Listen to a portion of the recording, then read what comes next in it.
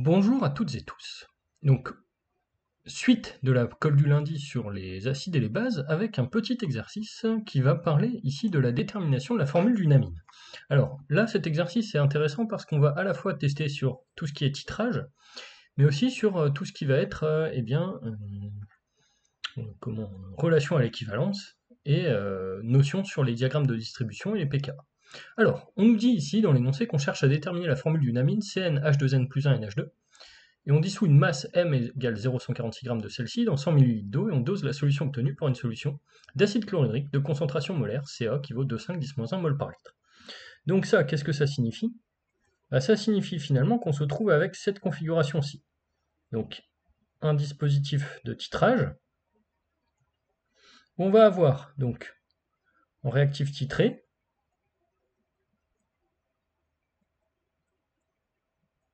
l'amine. Donc l'amine, on va la noter d'une manière un petit peu particulière. Pour simplifier les choses, on va noter R, la chaîne carbonée. Voilà, pour avoir RNH2.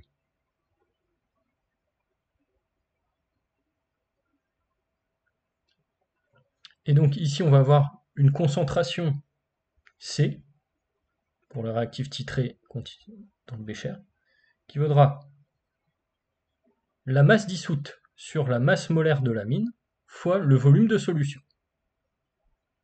Le réactif titrant, eh bien on sait que ce sera de l'acide chlorhydrique, donc ici un acide fort,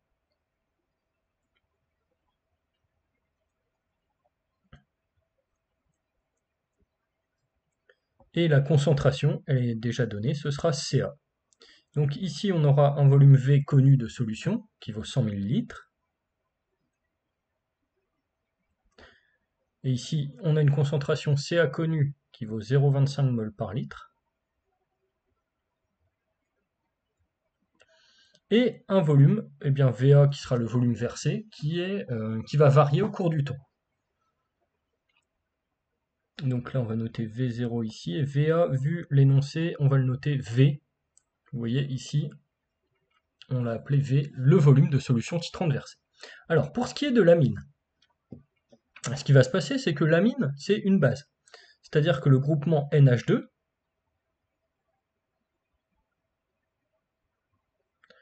peut donner adhésion d'un H supplémentaire par réaction avec H3O+.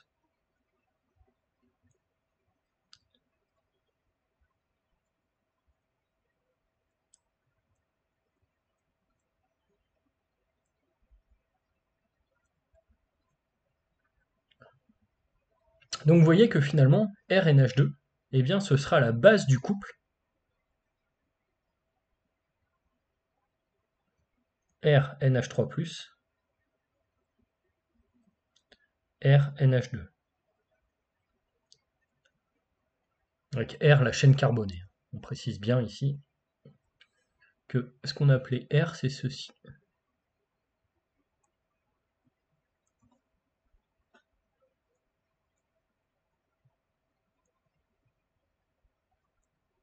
Alors, ici on a donc maintenant un petit peu synthétisé les informations.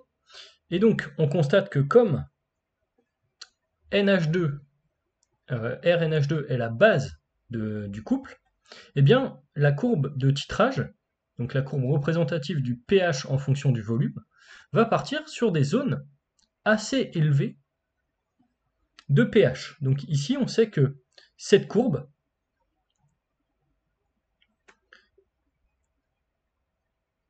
ce sera la courbe de titrage.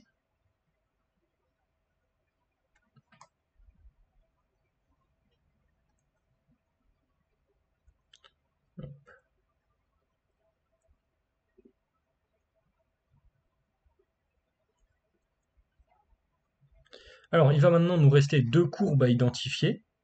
Les courbes de pourcentage en CnH2n plus 1 NH2 et CnH2n plus 1 NH3+. Alors ici, qu'est-ce qu'on sait? On sait que cette base, l'amine, va réagir avec H3O+, l'acide. Donc, ce qu'on va pouvoir écrire, eh bien, ce qu'on va savoir, finalement, c'est que la quantité de base va décroître à mesure que j'ajoute H3O+. Donc je vais me trouver par ici. La quantité d'acide, quant à elle, va croître au cours de l'ajout de l'acide. Donc, je peux identifier très rapidement que cette courbe va représenter XRNH2, donc le pourcentage, la fraction molaire en base, en fonction du volume. Cette courbe va représenter XRNH3+, égale F de V. Alors je constate notamment une chose qui devrait m'amener dans cette direction-là, c'est que ces deux courbes se croisent à un volume égal à la moitié du volume à l'équivalence. Or, on se rappelle qu'à la demi-équivalence, pour un couple acide-base, souvent on a pH égale pK. Alors, donc d'ailleurs, ici, c'est ce qu'on nous demande maintenant de faire. Il faut trouver le pKa du couple. Alors, le pKa du couple, eh bien, on sait que pH, pour un couple acido-basique donné, vaut pKa plus log de concentration en base sur concentration en acide.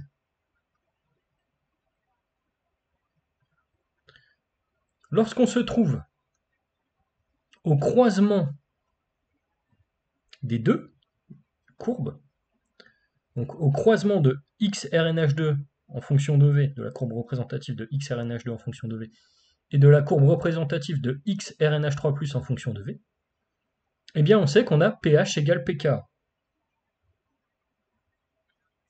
Donc là, qu'est-ce que je vais faire? Je me retrouve au croisement et je vais aller chercher la valeur de pH associée. Je sais que cette valeur de pH, donc lorsque la concentration en RNH2 vaut la concentration en RNH3+, pH égale pKa. Et donc là, qu'est-ce que je fais? Je croise les deux courbes et je vais chercher le pH qui lui est associé. Et donc là, je vais trouver un pKa à 10,6. Un petit peu en dessous de 11. Bon, la mesure, évidemment, n'est pas très précise. Ici, on pourrait annoncer 10,5, etc. 10,7, ce serait tout à fait valide également. Mais en tout cas, j'ai trouvé la valeur du pKa du couple. Et ici, on remarque que ça correspond aussi à la demi-équivalence.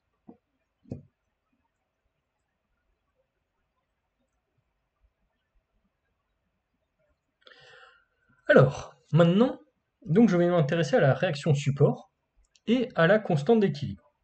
Alors la réaction support, ici, on sait que je suis en train de doser l'amine avec l'acide chlorhydrique.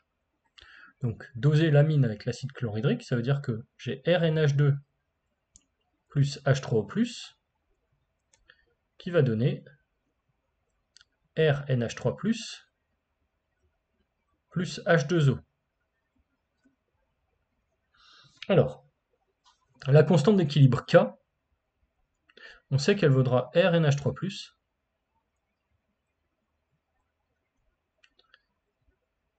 sur RNH2 fois H3O+. Alors ici, on identifie instantanément que K vaut 1 sur Ka. Or, on sait, on a déterminé précédemment, le pKa qui valait 10,6. Donc ça va me donner, par application numérique, relativement simple à faire, hein, que K vaudra 10 moins pK, donc 10 plus pK, Donc 10 puissance 10,6. Donc en première approche ici, j'ai une constante d'équilibre qui est énorme devant 1. Donc je vais pouvoir supposer la réaction comme étant une réaction quasiment totale. Alors pourquoi est-ce que c'est avantageux pour un titrage? Parce que pour un titrage, je rappelle que je veux 3 propriétés pour une réaction support.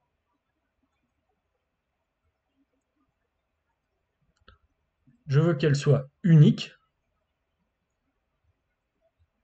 rapide et totale. Alors le côté rapide pour les réactions acido-basiques ne se pose pas trop, dans la mesure où, au fait, c'est juste des échanges de protons, c'est relativement rapide, globalement. C'est-à-dire que, en gros, les H+ sont à disposition dans le solvant, dans l'eau, et vont aller se greffer sur l'une ou l'autre des molécules. Unique, bon, ici, comme on n'a pas d'autre base à part H au moins en quantité infime dans le milieu, ben, on peut considérer que la réaction est unique. Et totale, eh bien là, on vient de montrer qu'elle est quasiment totale, avec une constante d'équilibre aussi élevée, sachant qu'il y a uniquement des espèces en solution qui sont présentées dans l'équation bilan. Alors maintenant, ce que je veux faire ici, c'est que je vais commencer à aller chercher la formule de l'amine. Alors, je vais proposer un indicateur coloré adapté à la détection de l'équivalence. Donc là, on me propose une liste d'indicateurs possibles. Et ensuite, je vais chercher la formule de l'amine étudiée. Alors, l'équivalence, on va rappeler la définition.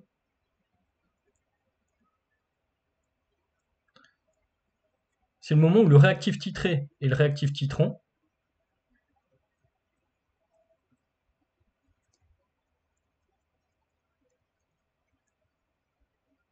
sont en proportion stoichiométrique.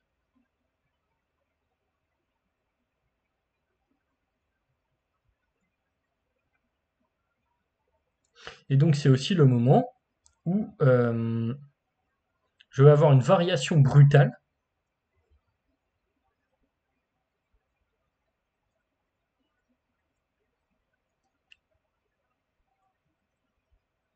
d'un paramètre physico-chimique. Et donc ici, ce sera le pH. Donc on voit qu'au moment où j'aurai un saut de pH ici, je vais avoir l'équivalence du titrage. Alors, là je peux directement déterminer le volume à l'équivalence, alors en utilisant par exemple la méthode des tangentes. Alors on rappelle l'idée de la méthode des tangentes, hein. Une tangente, une deuxième tangente, les deux parallèles entre elles, puis je trace une troisième perpendiculaire aux deux premières, et ensuite je passe par le milieu du segment pour tracer une dernière droite parallèle aux deux précédentes. J'obtiens le point à l'équivalence et j'obtiens donc le volume à l'équivalence. Donc là, j'obtiens un volume à l'équivalence de 8 ml. Et au niveau du pH, eh bien le pH à l'équivalence est de 6.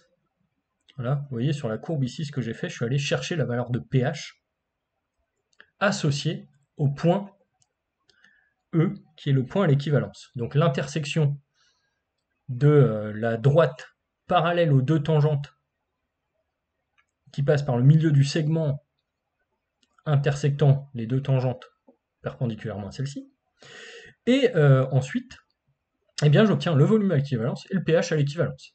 Alors derrière, je sais que le pH à l'équivalence est de 6, et pour choisir un indicateur coloré, eh bien, il faut que je choisisse un indicateur pour lequel la zone de virage comprend le pH à l'équivalence.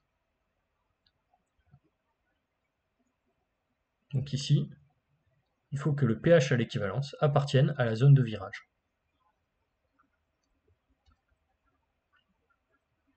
Alors, le pH à l'équivalence, on a dit qu'il valait 6. La phénylphthaléine est éliminée car sa zone de virage est trop haute. L'hélianthine est éliminée car sa zone de virage est trop basse. Le bleu de bromothymol va fonctionner.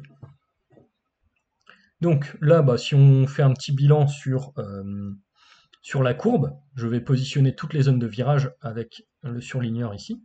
Donc on va commencer par l'hélianthine 3,2, 4,4.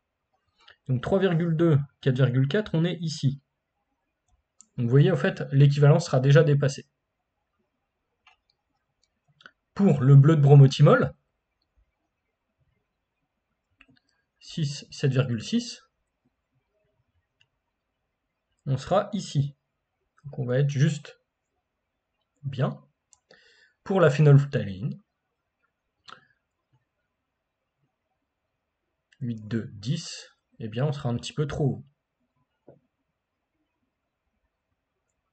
Donc là, parmi les 3 indicateurs qu'on nous propose, on va choisir l'indicateur le mieux adapté, celui qui est le plus proche de la zone de virage. Et donc, le bon indicateur ici, ce sera le bleu de bromothymol, ou BBT.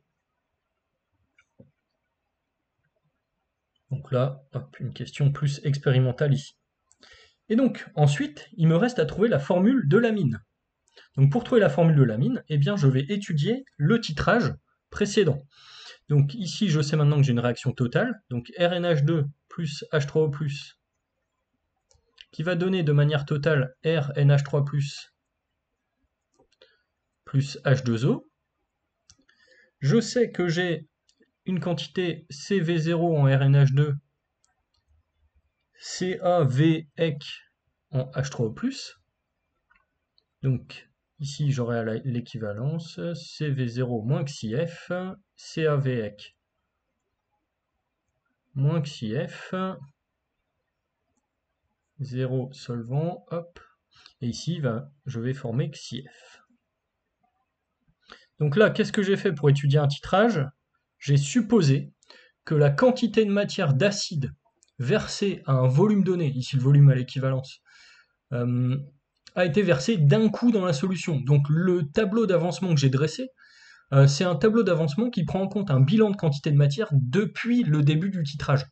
Et donc à chaque volume versé, j'ai un nouveau tableau d'avancement dans lequel la quantité initiale en acide a évolué. Et donc le bilan de matière va varier en fonction de la situation par rapport à l'équivalence. Donc ici, si on se trouve pile poil à l'équivalence, on sait que RNH2 et H3O+, donc l'acide chlorhydrique, sont limitants.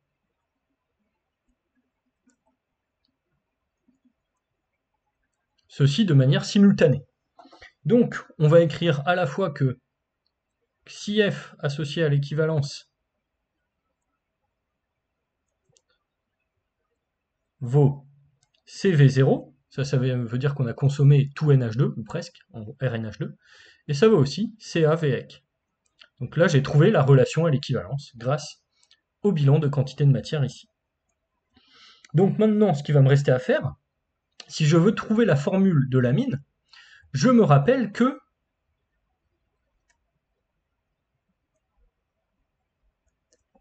je connais la concentration massique de celle-ci. Et donc je vais obtenir que CV0 vaut CaVec vaut la masse sur la masse molaire de l'amine.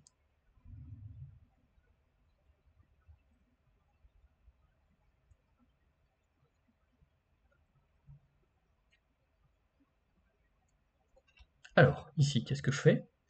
Eh bien, je dis que CaVec qui est connu, c'est CV0, c'est petit m sur grand M.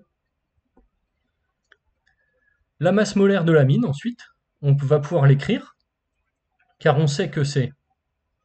Alors, on rappelle que RNH2, c'est d'après la formule un petit peu compactée que j'ai donnée, CnH2n plus 1, NH2.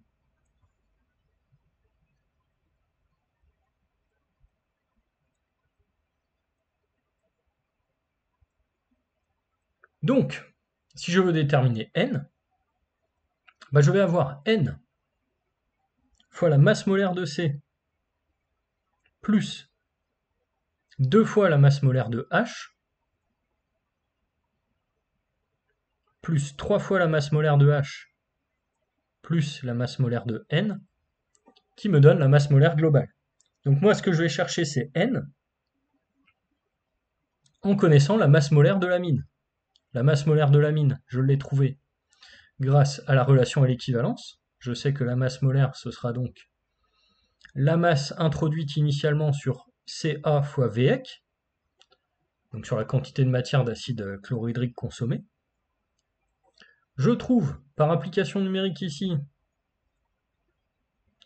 M qui va valoir 73 grammes par mol. Et donc derrière, je vais me servir de cette masse molaire pour déterminer N et donc la formule de l'amine, ce qui était demandé au départ. Donc, la formule brute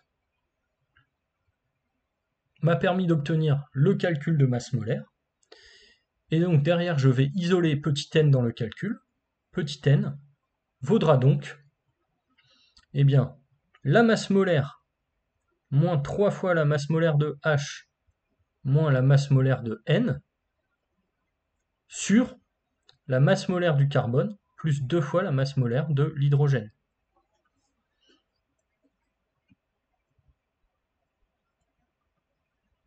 J'effectue l'application numérique et je trouve que petit n vaut 4. Donc ici, qu'est-ce que j'ai obtenu comme formule pour l'amine?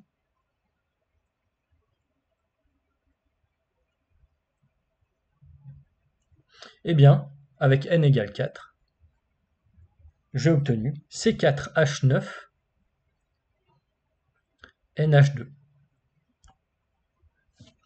Donc, ici, je vais avoir finalement du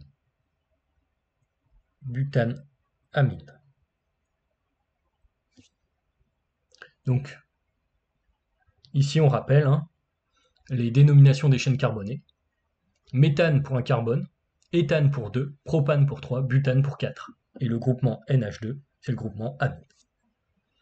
Donc ceci clôture un exercice un petit peu original, dans le sens où l'objectif d'un titrage, ici, est de déterminer la formule d'une espèce chimique.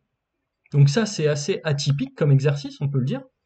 Et donc là, il faut avoir un petit peu de recul sur ce qu'est un titrage et la manière dont ça se passe. Donc retenir notamment quelques résultats. Le fait que ici, comme on a titré par un acide, c'est la base qui est titrée, donc information qui est donnée un petit peu plus loin. On a une question sur les zones de virage des indicateurs colorés. Donc ici, il faut bien se rappeler de ce que signifie choisir un indicateur, et donc avoir une zone de changement de couleur de l'indicateur qui correspond au saut de pH. Donc il faut que la zone de virage de l'indicateur contienne le pH à l'équivalence. Et puis, ensuite, il faut réussir à jongler avec la définition de l'équivalence et les bilans de quantité de matière associés. Il me reste donc à vous dire de poser vos questions en commentaire et à vous annoncer la suite au prochain épisode.